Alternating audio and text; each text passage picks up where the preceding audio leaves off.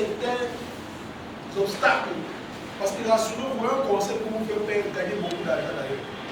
Et je vous rassure que beaucoup de gens perdent beaucoup d'argent parce qu'ils manquent de conseils. Or, un mentor vous aidera à vous guider. Donc, accrochez-vous à des mentors. Première des choses.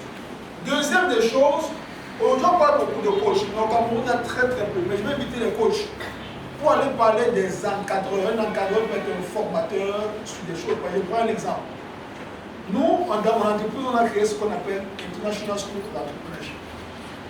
Parce qu'on avait remarqué que beaucoup de gens qui s'engagent oublient que quand tu es un entrepreneur au Cameroun, tu dois connaître la comptabilité, la communication, le marketing. Tu es obligé. Quand on commence, on a que l'argent. Mon meilleur commençait à vous dire la vérité, il n'avait rien. Il n'avait rien du tout. Quand on commence, on n'a rien du tout.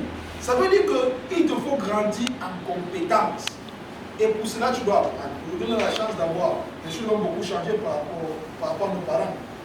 Je vous donne ce qu'on appelle les incubateurs. Qui connaissent ce qu'est un incubateur? Un incubateur, c'est un espace où on accueille les porteurs de projets et même les entrepreneurs pour les aider à faire grandir leur entreprise. Par exemple, dans ma structure, on a créé ce qu'on appelle les start-up studios.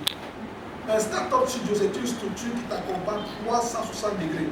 Ça veut dire qu'on t'aide à résoudre n'importe quel problème que tu auras grâce à notre personnel et des partenaires que nous avons autour. C'est-à-dire que je te dis que tu as besoin de ressources humaines. Même si je ne peux pas ressources humaines, j'appelle quelqu'un qui va venir t'aider à faire ça tout de suite. C'est pour ça que je comprends un peu.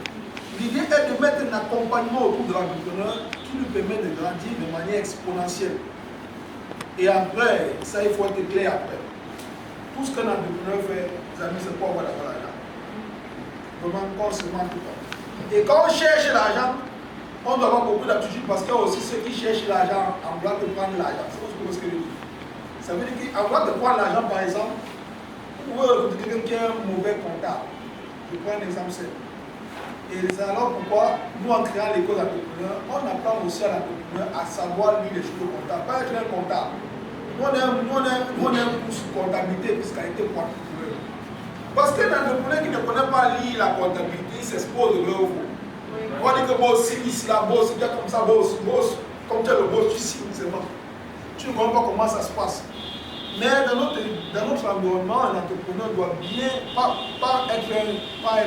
maîtriser les idées, mais avoir des compétences pour comprendre. C'est très important comme être entrepreneur. Comprendre ce qu'il y a à faire dans son entreprise, comprendre tous les domaines.